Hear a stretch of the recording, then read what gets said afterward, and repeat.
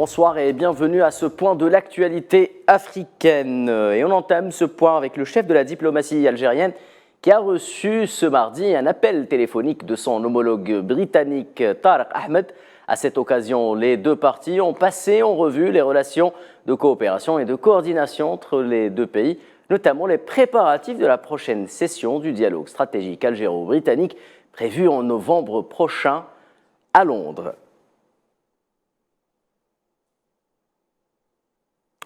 Et ce mardi 5 août, journée marquée par la visite de travail de l'envoyé personnel du secrétaire général des Nations Unies pour le Sahara occidental, dont les territoires sahraouis occupés. Il se trouve depuis hier dans la région de l'Aïoun, occupée dans le cadre des efforts pour relancer le processus des Nations Unies.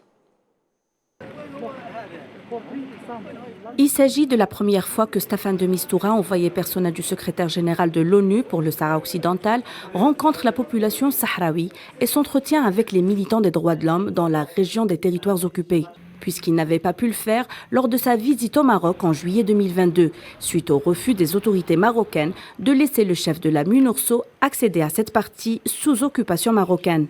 Une mission qui reste difficile et complexe, entachée comme souvent par des manœuvres marocaines censées l'empêcher de trouver une solution à la dernière colonie d'Afrique, mettre fin à son occupation et permettre au peuple sahraoui d'exercer son droit à l'autodétermination conformément aux résolutions onusiennes. À peine l'information de la visite de l'envoyé personnel du secrétaire général de l'ONU à l'Aïoun occupé rendue publique que la répression des militants sahraouis s'est accentuée. La présence policière s'est intensifiée. Les citoyens sahraouis qui tentaient de s'exprimer ont été brutalement réprimés par la police de l'occupant marocain. Dès l'arrivée de Staffan de Mistura, un rassemblement pacifique a été organisé par des militants sahraouis. Très vite dispersés, plusieurs militantes ont été violentées et arrêtées. Une politique répressive synonyme d'un camouflet diplomatique pour Rabat sur la question sahraoui. Le diplomate onusien devra présenter un rapport détaillé de son premier déplacement dans les territoires occupés et ses rencontres avec les différentes parties au secrétaire général des Nations Unies, ainsi qu'au Conseil de sécurité au mois d'octobre prochain. Une date qui coïncide avec la fin du mandat de la MINURSO.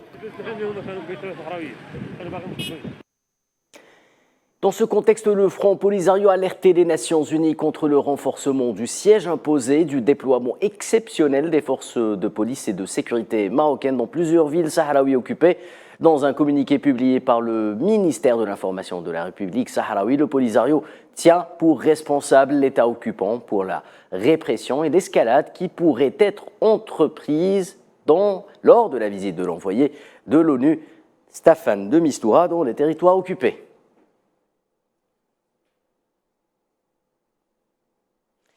Et le communiqué du ministère de l'Information sahraoui confirme par ailleurs que la visite de Staffan de Mistura dans les régions sahraouies occupées est le résultat de la lutte et de la détermination du peuple du Sahara occidental, étant donné qu'il est soumis à un processus de décolonisation sous les auspices des Nations Unies, ajoutant que cette visite est conforme à la responsabilité de l'ONU envers le territoire et son peuple.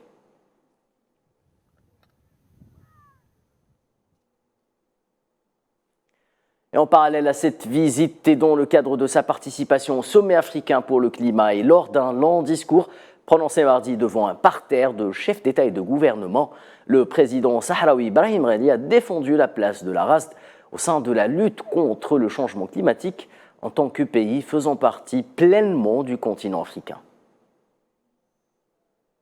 Et les autorités sécuritaires espagnoles ont procédé à l'arrestation de 54 personnes, dont une majorité de Marocains, suite au démantèlement d'une organisation criminelle spécialisée dans la fraude aux moyens techniques d'escroquerie sur les comptes bancaires, et ce après 3 mois d'enquête. L'organisation en question a commis plus de 80 opérations frauduleuses dans plusieurs provinces espagnoles pour un montant total de 150 000 €, selon les informations du journal espagnol El Mundo.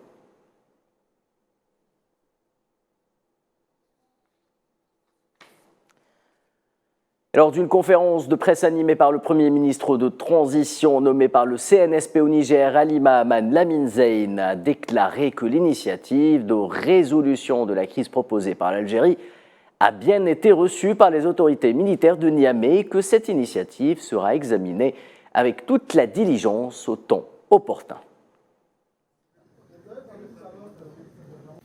Le plan algérien, je pense que ça participe de l'effort fait par un certain nombre de nos pays, de nos frères, des pays voisins. J'ai reçu il y a 2 heures de temps à peu près l'ambassadeur d'Algérie. Je l'ai assuré que cette proposition qu'il fait sera évidemment examinée en temps opportun. Et la France a entamé ce mardi des négociations avec certains responsables de l'armée nigérienne en vue du retrait de certaines troupes de ce pays africain à la suite du coup d'État de juillet. À ce stade, ni le nombre de militaires français impliqués, ni le moment de leur départ n'ont été décidés. Des informations confirmées justement par le Premier ministre de transition du CNSP en conférence de presse. C'est vraiment dommage. En ce qui concerne l'ambassadeur, je pense qu'il n'y a rien à faire. Il n'a pas eu le comportement adéquat en tant que diplomate.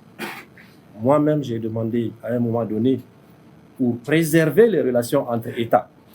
La France est un pays avec lequel nous avions toujours développé des relations de coopération. Dans ce cadre, j'ai demandé au ministre des Affaires étrangères ici d'envoyer un message officiel pour l'inviter à venir échanger avec nous, voir dans quelle mesure on pourrait procéder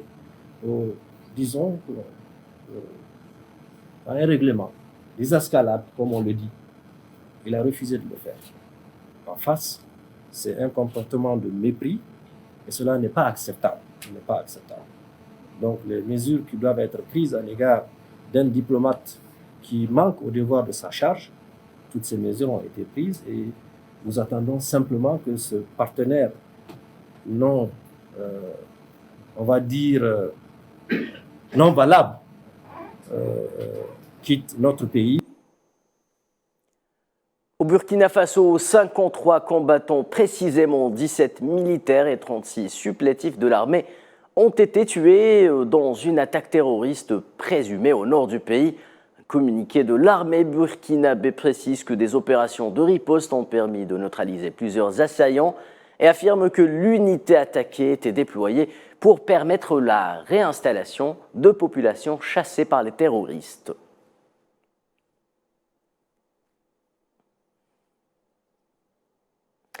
C'était donc la dernière information de ce point d'actualité africaine. Rendez-vous dès demain. Excellente soirée sur Al24 News.